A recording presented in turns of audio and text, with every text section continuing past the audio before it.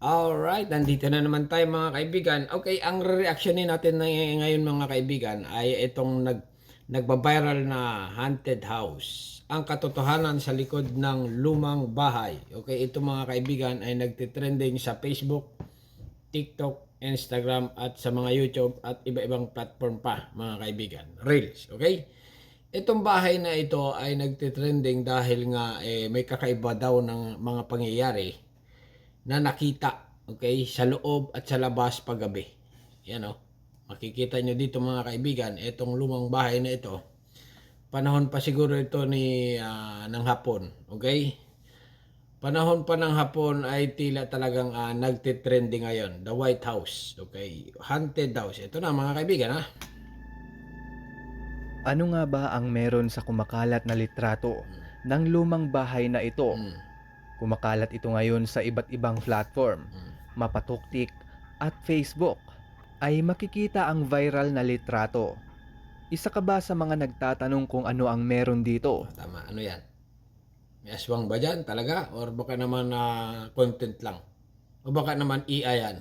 O isa ka ba sa mga nagtatanong kung dito nga ba talaga nangyari ang mga pinaniniwalaang video na kumakalat na inuugnay sa litrato ng lumang bahay?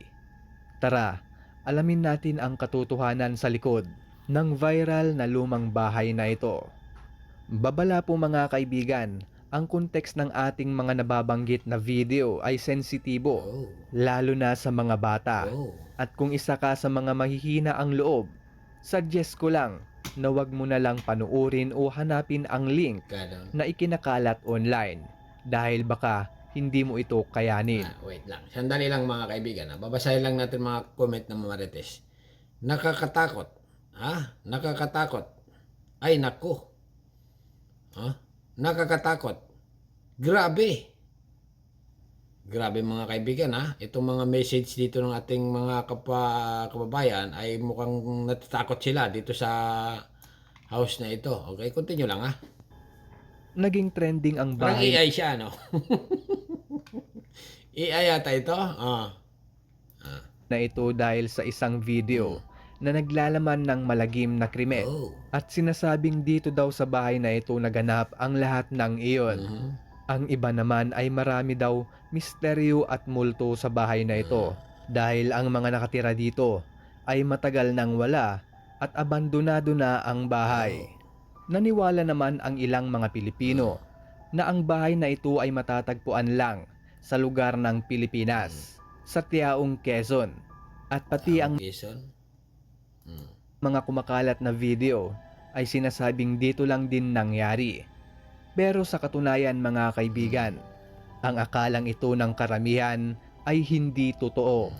Oo nga naman. Okay. Kasi nga mga kaibigan reaction lang. Okay, kaunti yung salita lang. Okay?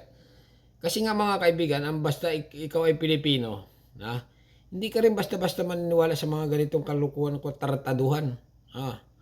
Kasi nga, sa science kasi mga kaibigan, ayon sa internet, walang proof of evidence na ang multo talaga ay real.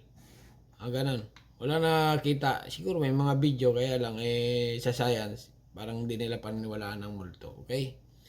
Okay, continue lang. Ang kumakalat na litrato ng lumang bahay na inyong nakikita ay orihinal na matatagpuan lamang sa isang site, ang Reddit.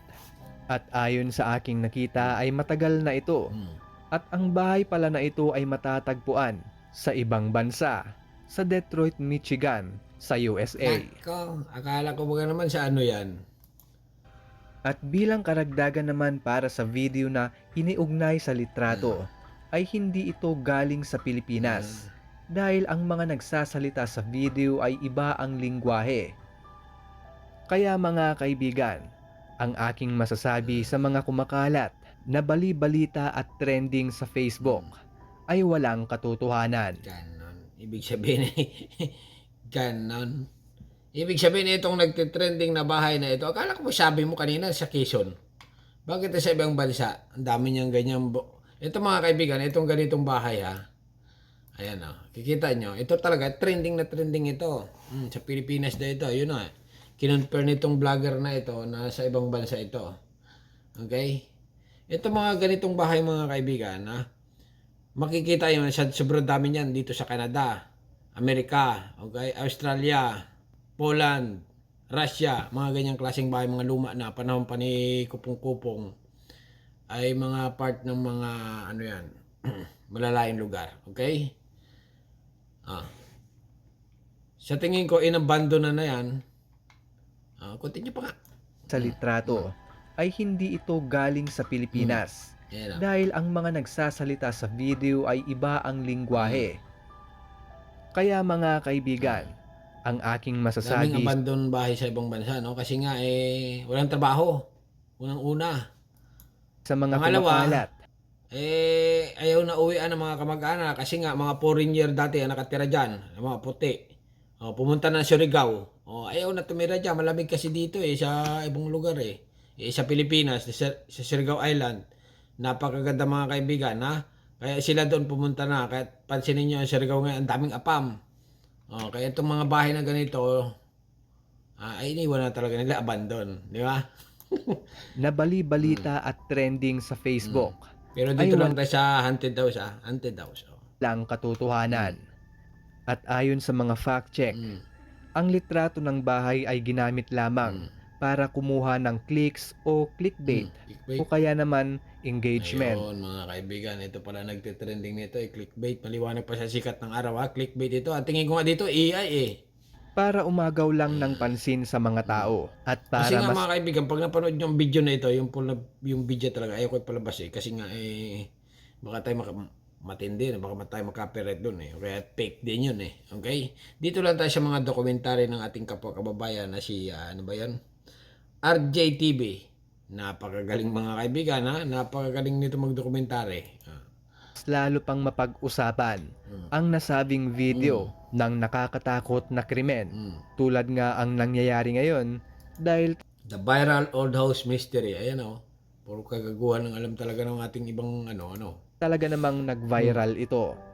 This old abandoned house is trending in social media.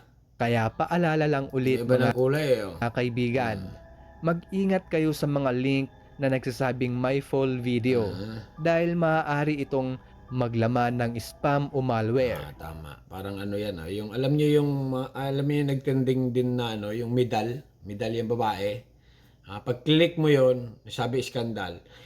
Yung link ng babae na nagmedal, ang nagko-comment doon, mga siguro 1 to 30. Okay, 1 to 30 na nagko-comment.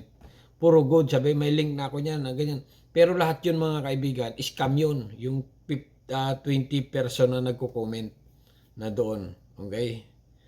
Itong mga ganito na nagtitrending, yung mga comment dito, mga kuha na natakot ganyan, lahat yan, puro spam yun. Isa lang din may-ari niyan. Okay? Pag pinindot mo yan, pupunta ka doon sa isang link, automatic yan, mag-generate yung iyong account, mahahack nila. Ganon. Kaya itong viral haunted house na katotohanan sa likod ng lumang bahay ay isang malaking kaululan, mga kaibigan. Kung sa aso ito nauulol na. Ikaw kaibigan, sa tingin mo, naniniwala ka bang dito talaga nangyari ang kumakalat na video? I-comment mo lang at Ano ba naman, sabi mo kanina sa Quezon, ngayon naman sa ibang bansa. Ano ba talaga? Ano ba talaga? Basahin nga natin. Nakasalamin tayo aray ko. Hindi naman nakakatakot. Hindi nga. Kaya mas nakakatakot pa dito yung pag nanonood ka ng yung gabi ng lagim. Yung isang gabi ng lagim. Alright? Talaga naman. Viral hunted daw. Sari-sari na naglalabasan. Isa ka rin ba sa mga naintriga patungkol sa viral na bahay na ito ngayon? Trending sa lahat ng social media Hindi platforms. nga. Yung mga hindi ka pa nakapanood mga kaibigan itong hunted house na ito. May alam ako dyan, yung laging pinag-shootingan ng mga matatanda nung araw, yung mga hunted house. Sa Quezon City lang yun. Sa may Bimapa yata yun, Santa Mesa. Yung Philippine movie na horror, Shake, Rattle and Roll, na laging sinushootingan ng mga bahay. Yung manananggal, gumaganon-ganon. Nahati ang katawan na ang bahay sa Quezon City lang yun. Sa Quezon City, sa Santa Mesa. Oh, Quezon City ba Santa Mesa? Oo nga, Maynila lang, okay? Pero itong haunted house na ito mga kaibigan, ay content lang ito. Na ginawa ng istorya, ganun, ganyan. May aswang dito, no? Wala naman. O ba, ngal-ngal tayo ng ngal-ngal dito. Ay, may gumagano pala. Ow! Panoorin nyo mga kaibigan, i-search nyo lang ha. May mga istorya kasi ito, may mga AI na lumalabas na ganun-ganun. Ay tatayuan ka rin ng balahibo kahit pa paano konti lang. Sa 1,000 mong balahibo, nandito, tatayo siguro yung mga isa, dalawa. Okay? Hanggang dito na lang at subscribe yung channel. Ano masasabi nyo? Comment. Bye-bye. Thank you.